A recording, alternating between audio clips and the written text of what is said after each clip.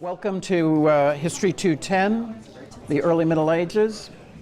I'm Paul Freedman, and behind this innocuous title, the Early Middle Ages, I think we're going to have to jazz it up a little. I think we're going to put an exclamation mark on it, at least. But behind this innocuous title, you will see, I hope, if you stay for this course, a strange course. Strange, not because it covers the particular period 250 to 1000, but because it starts out very recognizable and gets stranger and stranger and seems to dissolve into a kind of a hard to grasp world. Hard to grasp but fun. I will talk about both the strangeness and the fun aspects in more detail. There are several great themes in this span of centuries. The fall of the Roman Empire, its survival in the East as the Byzantine Empire, the so-called barbarian invasions and kingdoms set up on the ruins of the Roman Empire, the triumph of Christianity, which went from being an outlawed minority religion to the established faith of the Roman Empire, and then survived the extinction of the Roman Empire. We have two teaching fellows, Lauren Mancia, sitting at this end, and Agnieszka Reitz, standing in that corner. So far, there are sections scheduled for Wednesday at 4 o'clock and Friday at 10:30. We'll probably have two other sections. We'll see how large the class is next week. Let me know if those two section times, probably the sections to be added would be on Thursday afternoon and Thursday evening. But let me know if you have some special problem in terms of the scheduling of your of the sections. As I said, when some of you were already here, I'll have some pauses so that if you are shopping and want to look at another course, it'll be if not easy, at least possible for you to get up and leave. So I'll have several pauses during the presentation. But I should say I do want to give a full class discussion today or presentation today. We only have so many opportunities to discuss things, and I'd like to set the scene for you, and I think that will also help you decide about taking this course. Now, this course is part of the Yale Open Courses program, and as you probably know, there are lots of, a select number, but a substantial number of courses that are offered free to the public via the internet. And this is one of them for the fall, and I take this opportunity to greet our internet students and internet friends. So since it's part of this project, a Yale University broadcast team will be recording all the classes, and they'll be as unobtrusive as possible. The classroom experience will be essentially as it would be if they're not there. And it's their intention to videotape me and not you. So neither your faces nor voices are supposed to appear. Your questions are unlikely to be heard. I will repeat the questions so that people watching this on the internet will have an idea. And I do encourage questions, both things that you haven't understood or things for elucidation. I have a slightly more formal lecture style than some people, perhaps. I have try to have a reasonably structured lecture that doesn't wander off too much. Some of you have taken courses from me and know that I have certain themes or preoccupations or diversions, but I'm going to try to be as coherent as possible, partly because we are filming this. So I hope that you're enthusiastic about the fact that we're participating in this Yale Open Courses initiative. And having said that, now you should just think it away. The broadcast team is not very conspicuous, and the objective is for us to interact in the classroom as we normally would, and this is part of the unique experience of teaching and learning at Yale, so don't hesitate to ask me if you have any questions or concerns. The syllabus. You all have copies of the syllabus, I believe, and of course you'll have seen it on the server. The books are at Yale Bookstore, and they are all there. I hope there will be enough copies. If not, we will get more. The first assignment is conveniently, in this sense, from the course pack. The course pack is at Tycho, the photocopy place on Elm Street. If you don't know where that is, let us know. And the assignments for Monday and Wednesday from those first two assignments are from that book, from Peter Brown's World of Late Antiquity and A.H.M. Jones' Constantine and the Conversion of Western Europe. Questions so far? Right, okay. So the requirements that you see on the syllabus are a short paper that's due October the 10th, a midterm that will be held in class October 17th, and a long paper which is due December 5th. That long paper is a research paper, and we'll be glad to help you choose a topic, offer you suggestions, help you get started on that. It's 15 to 20 pages, and it counts for 40% of your grade. The midterm counts 30% of the grade, the short paper 20%, and your section grade is 10%. Now, this course does not have onerous requirements, but I expect you to do the requirements that we have. There's no final exam. I urge you to blot out of your mind the temptation not to do the reading because there's no final exam or the reading of the second part of the course. And if we think that this is a problem, judging on the basis of how the sections go, we reserve the possibility of giving you quizzes in the section half of the course. Paper times. I'm going to be firm on this. I can't say absolutely no extensions on the paper because I acknowledge the existence of overwhelming emergencies. But let me give you an example of an excuse that's not going to be accepted. I have 3 other papers due that week. Okay? Plan in advance. We are at your disposal. If you want to plan your final paper tomorrow, hey, this afternoon, talk to me. I'm eager to hear from you about that. In the sections, we don't want you to bring laptops. And the reason for that is not that we think you're going to be Facebooking or answering your email, because we know that you never do that. The laptops, in our experience, interfere with the purpose of the section, which is partly to talk to each other.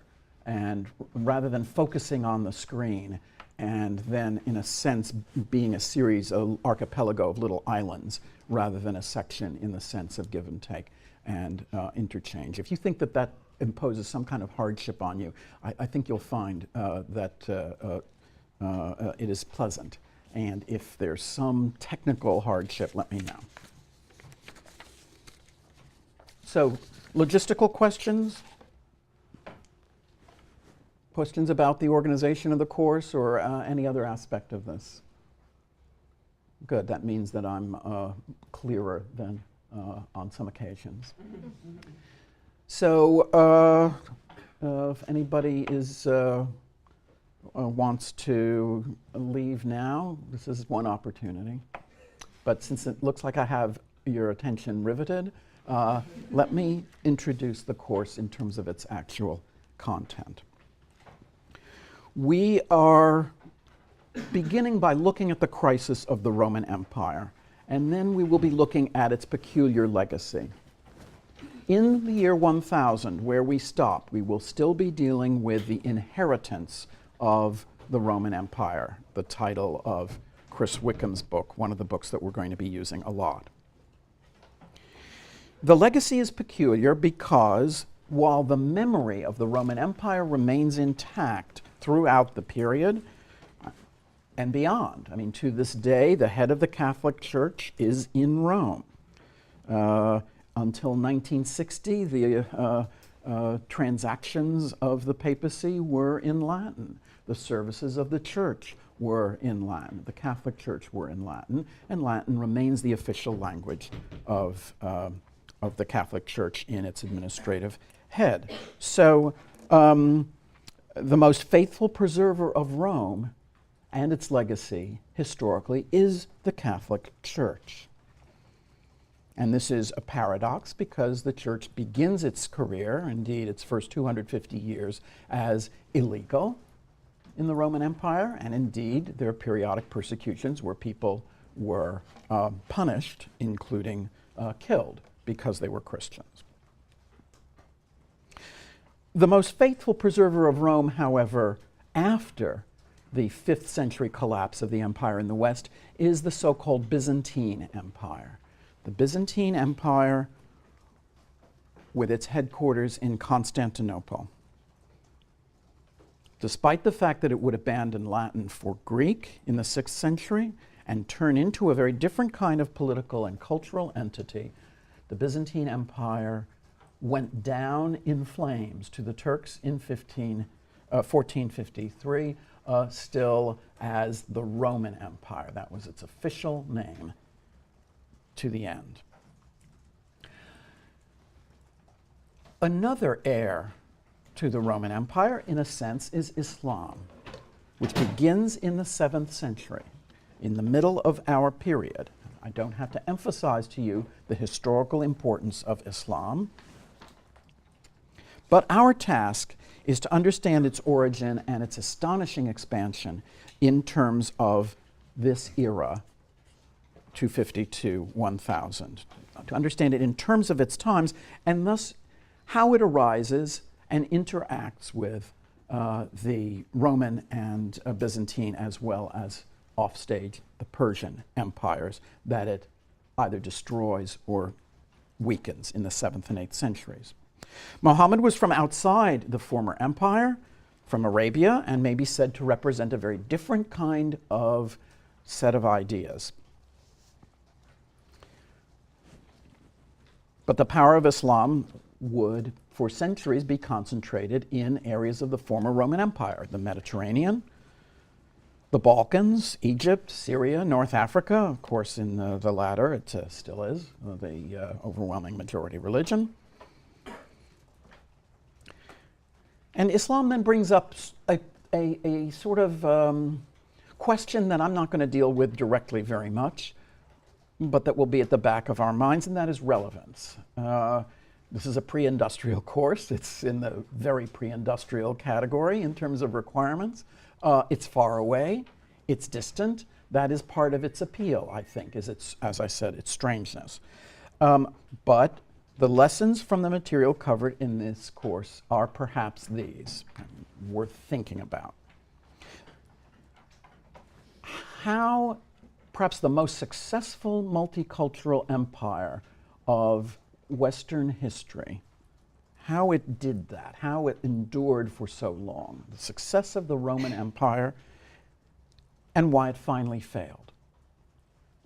And in that failure, how does a rich, literate, well-developed society come to be destroyed by a more primitive one, primitive at least in the sense of material culture, economic complexity, urbanization, and literacy? Another important lesson is the power of religious ideas, not only intrinsically as part of people's lives and outlook, but socially and historically. How religion affects the political course of history. Having said this, I think I did mention I was going to tell you what was fun about this course. This is what I think is fun, and I've already kind of alluded to this. We begin with a familiar world in the sense that the Roman Empire, although obviously not technologically the same as the one we live in, is a very advanced society and a very complex one. Advanced, go to Europe and look around and see the engineering feats of the Romans. See the public life that the baths, stadia, temples, law courts, marketplaces, whose ruins still, in many instances, dwarf the towns that survived around them. See what an accomplishment that is. It is a huge empire, a bureaucratic empire, one with lots of literate people, a huge army, a huge civil service, a lot of commerce back and forth, all things that are familiar to us. But as it weakens and collapses, you get a kind of, if not post-apocalyptic, at least transformative experience. It gets stranger and stranger, more and more disorganized, harder to understand at first grasp. Basically, we begin in the Shire, and we end up in more dangerous territories. It's hard to describe the territory that we end up in, but that is what I think is intriguing about the course. You start out in a familiar world, and it just becomes something alien, but I think appealing. Appealing, but I do have one warning for you, or one thing that I have seen students surprised at and sometimes even annoyed at, and that is we've got to talk about religion, both Christianity and Islam, and to a more limited extent Judaism, and also paganism for that matter. But the one that tends to bother people actually is Christianity. So, sometimes people will say, I thought I was taking a history course and this turned into a religious studies course before my eyes. We're going to have to talk about some heresies. You're going to have to understand actually what people are fighting and killing each other over when they talk about the nature of Christ or the relationship among the three persons of the Trinity. This is unfamiliar, but again, I think unfamiliarity is good for us. And unfamiliarity has a funny way of turning into familiar. When I started teaching, well, dinosaurs weren't walking the earth, but they just departed. Primitive birds and early mammals. The assumption was that religion was safely, religion is a political movement, not religion as a personal commitment, but religion as something that had an impact on politics was pretty safely gone, and that it was a feature of medieval history.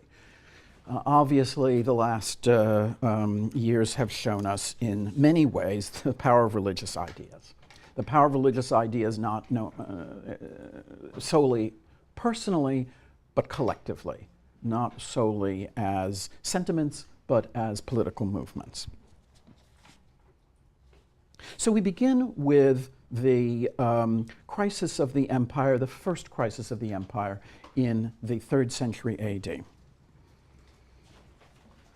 If we go back just before that, this isn't officially part of the course. This is like, the chef offers you this little amuse-bouche, this little snack to begin the meal. The period of the good emperors, the 2nd century AD. The good emperors is a term popularized by the great historian of the decline and fall of the Roman Empire, Edward Gibbon, who wrote in the 18th century, and it's one of those works that, whatever its myriad factual and interpretive inaccuracies, still sets the program for how we look at the decadence and collapse of the Roman Empire. Gibbon says, if a man were called upon to fix the period in history of the world during which the condition of the human race was most happy and prosperous, he would, without hesitation, name that which elapsed from the accession of Nerva to the death of Marcus Aurelius, that is 96 to 180 AD.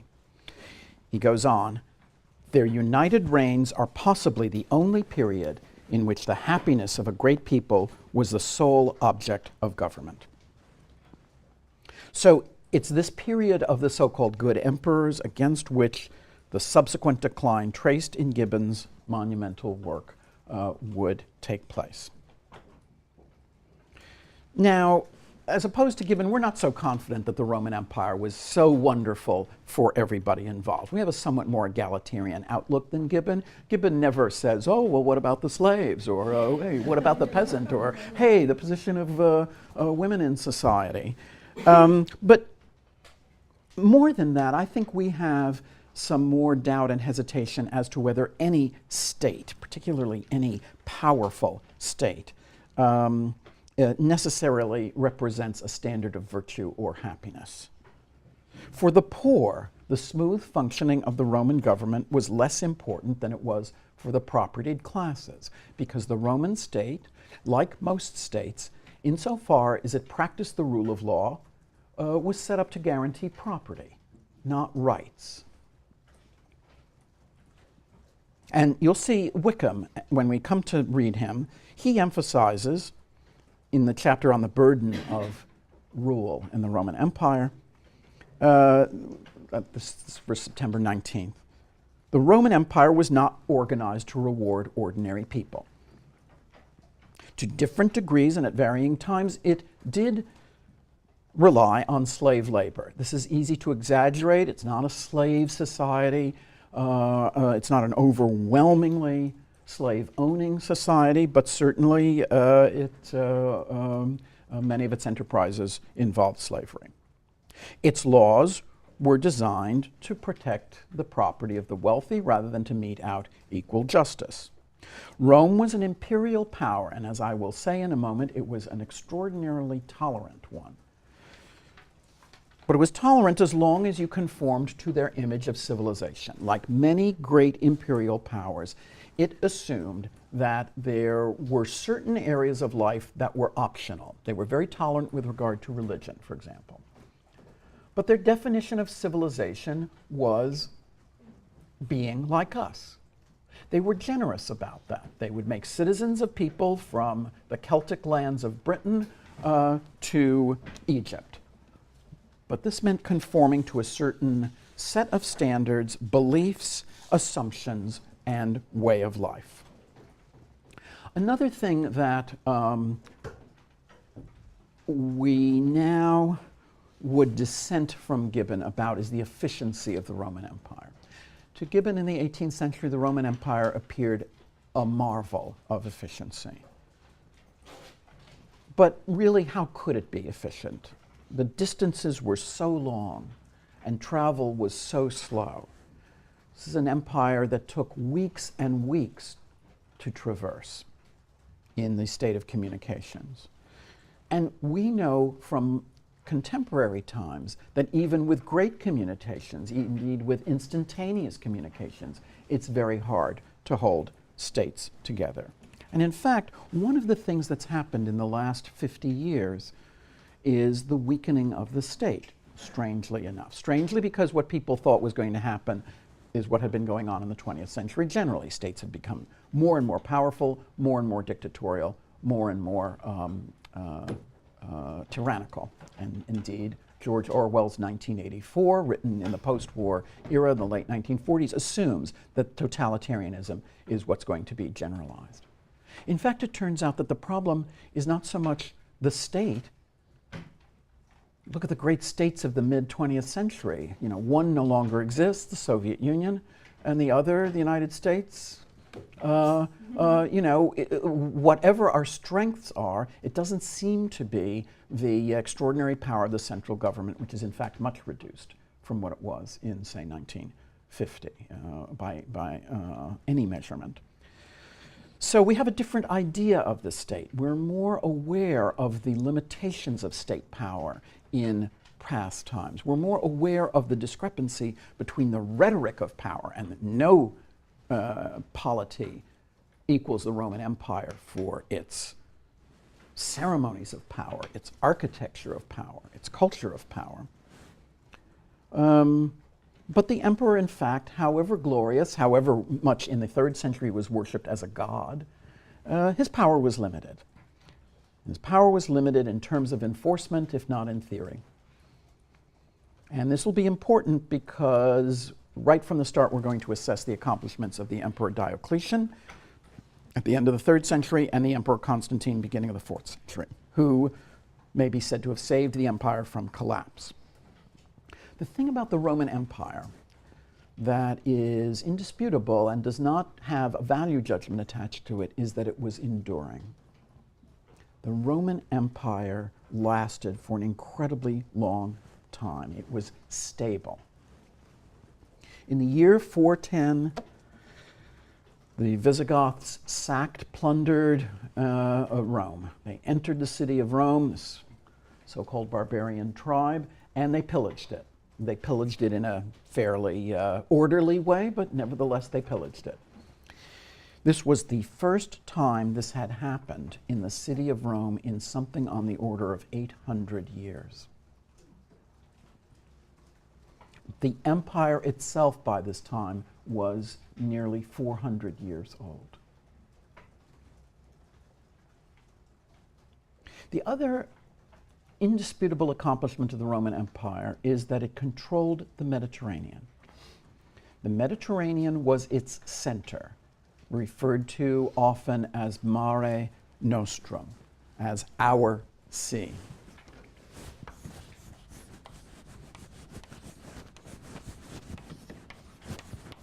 Our sea because they controlled all of the shoreline of the Mediterranean, the only power that has ever done that.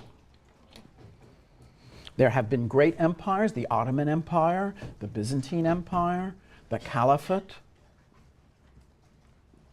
but none of them controlled more than about 40% of the Mediterranean at any one time. So even if we dissent from Gibbon's calm assurance that the best period of human history was the era of the good emperors in the 2nd century AD, we shouldn't minimize the accomplishments of this empire and of this era.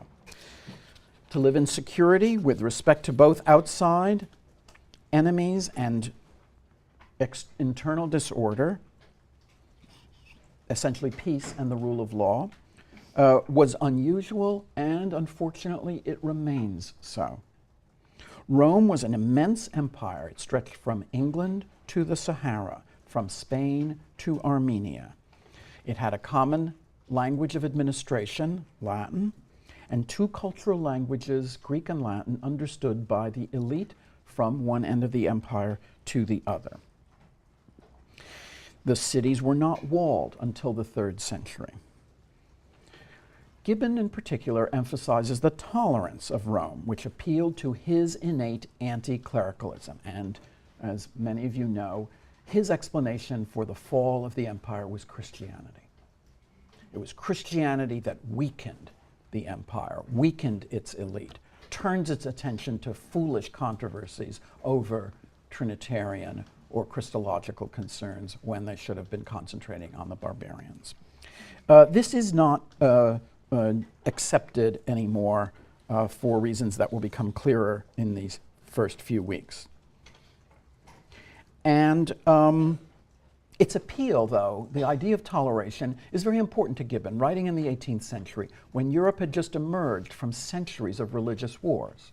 Having seen the wars of the Reformation, well, not literally, he hadn't lived through them, but being the inheritor of these religious wars, of the 30 Years' War in Germany in the 17th century, of religious controversy in Britain, Gibbon, like many members of the Enlightenment generation he was part of, thought that the world would be far better if religion remained either an exclusively private matter or just disappeared.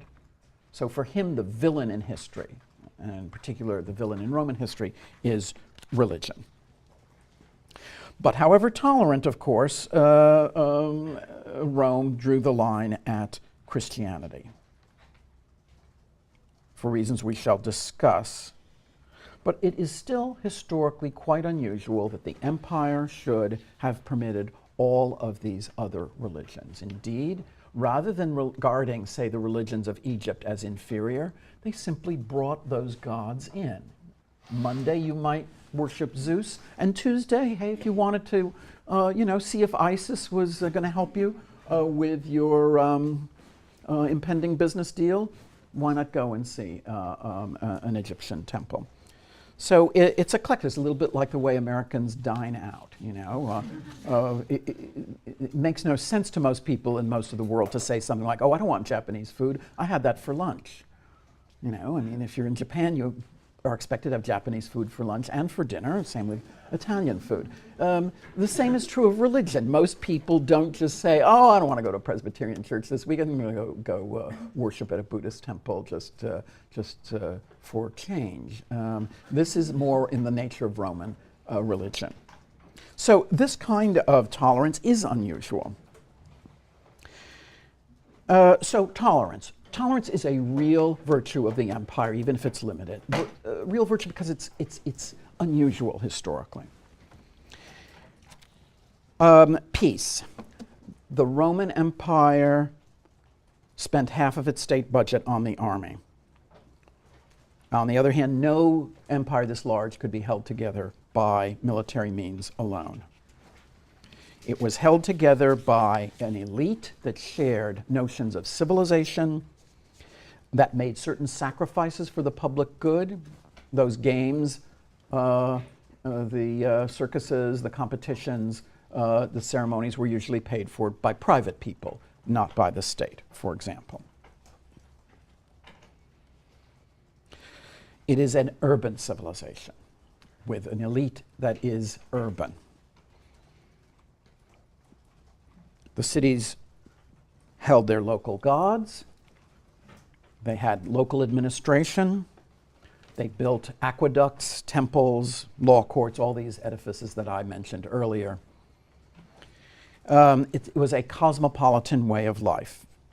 So it's diverse in the sense that there are many different peoples, but unified in the sense that the elite shares a common language, and even the city planning is the same. If you went to London or you went to Timgad in what's now the Algerian desert, you'd know your way around. You'd know where to find the marketplace. You'd know that it was laid out in a grid. You'd know where the law courts would be in relation to the temples.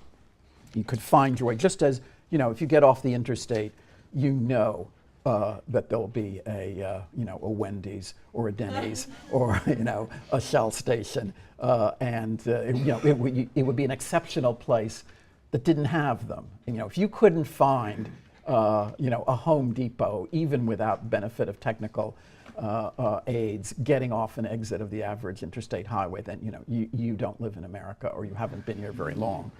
So the same thing. There's a sort of a mental picture of what a city looks like from one end of the empire to the other. But it is an empire that is centered around the Mediterranean, and not just logistically or politically, but culturally.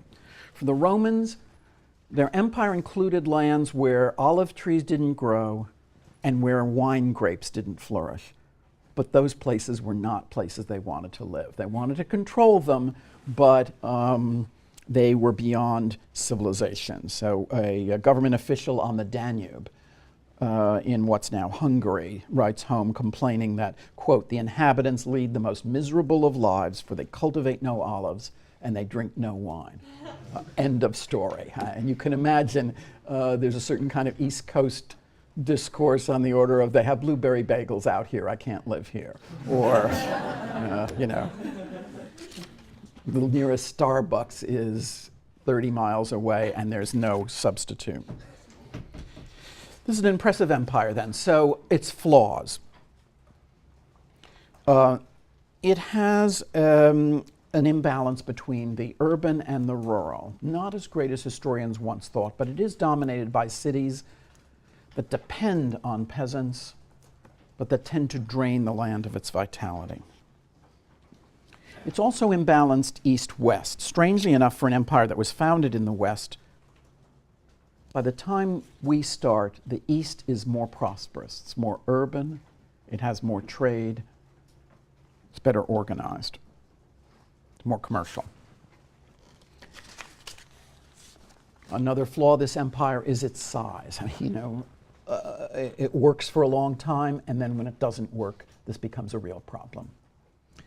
And then the army. The army in the 3rd century discovers that it can make and unmake emperors.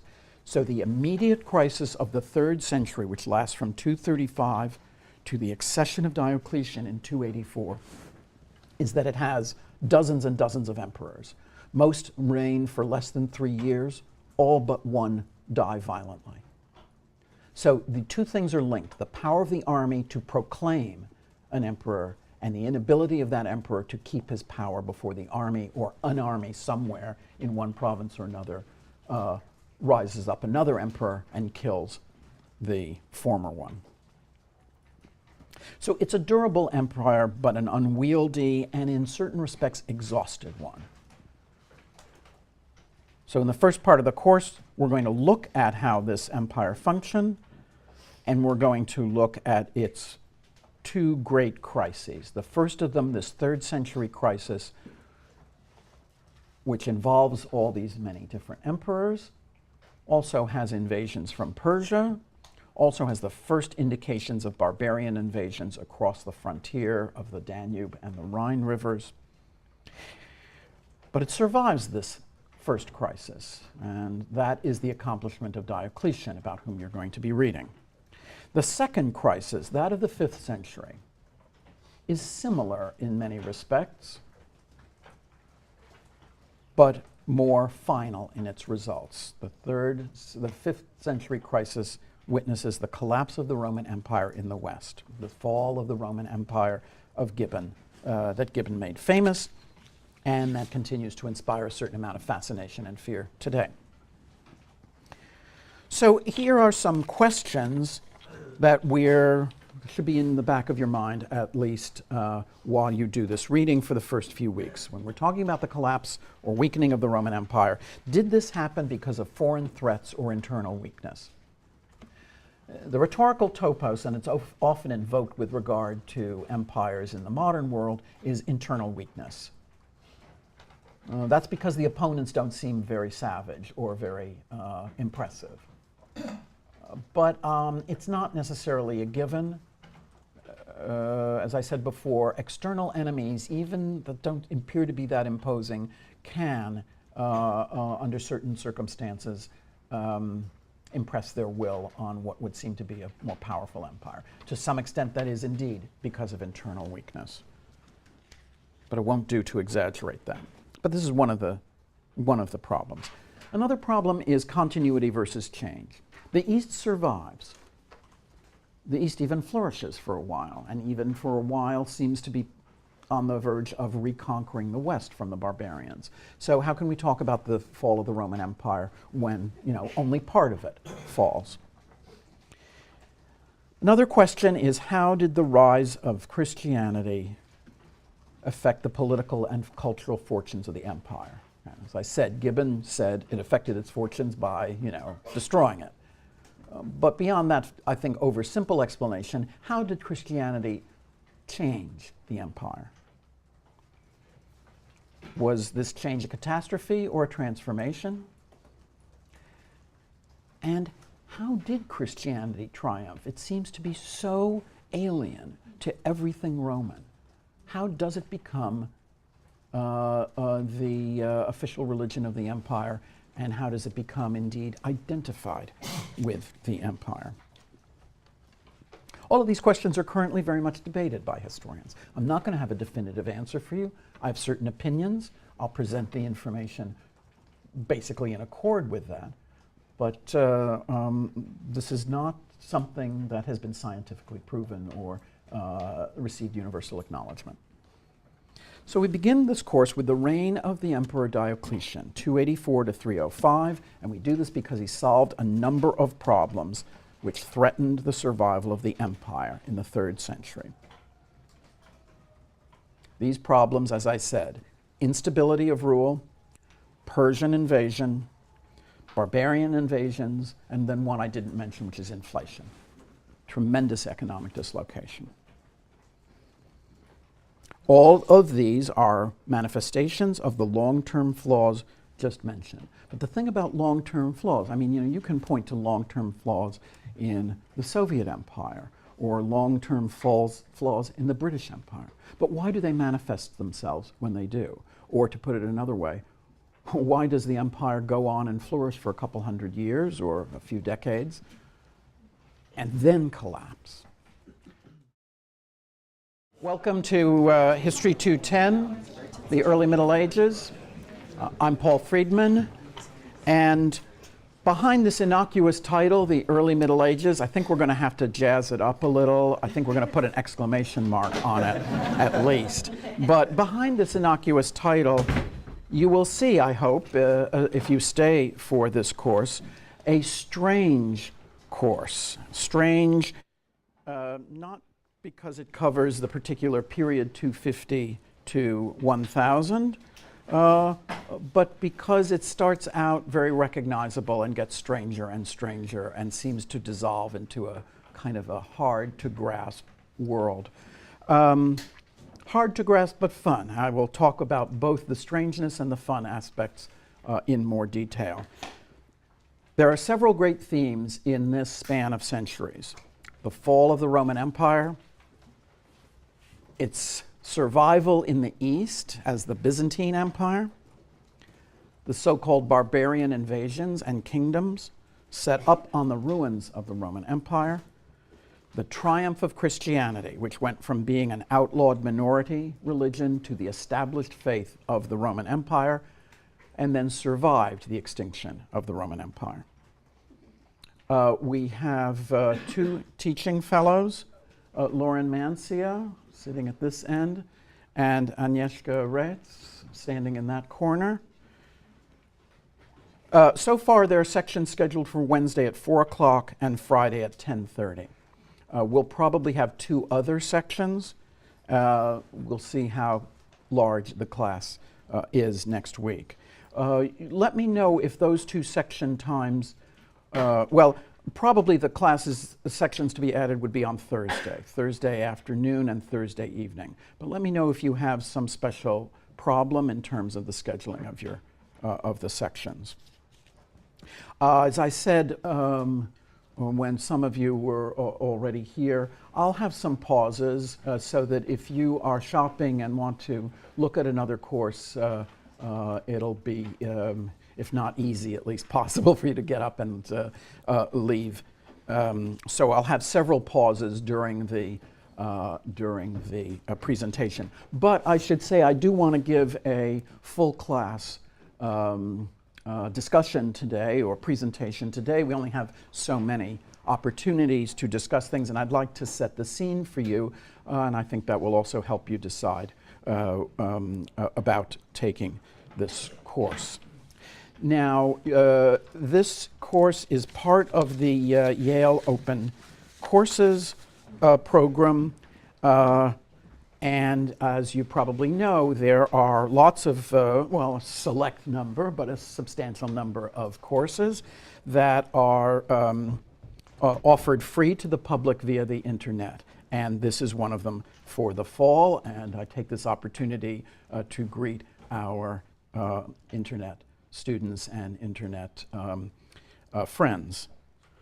So since it's part of this project, a Yale University broadcast team will be recording all the classes, and they'll be as unobtrusive as possible.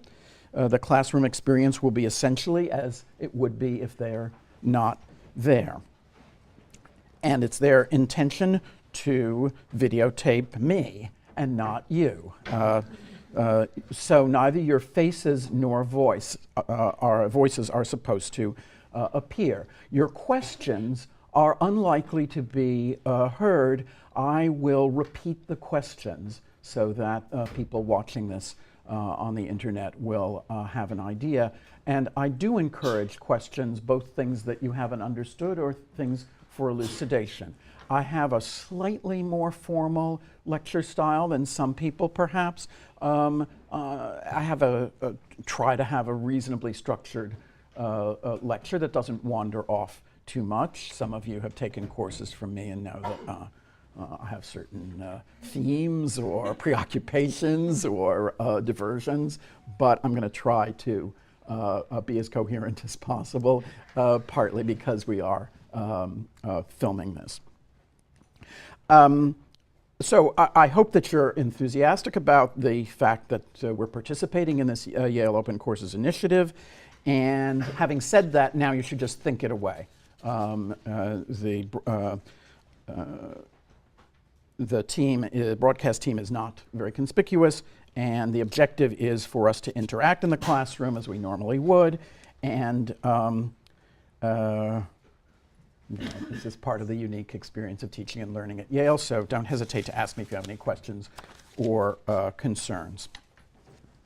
The syllabus. You all have copies of the syllabus, I believe, and of course you'll have seen it on the server. The books are at Yale Bookstore, and they are all there. I hope there will be enough copies. If not, we will get more. The first assignment is conveniently, in this sense, from the course pack.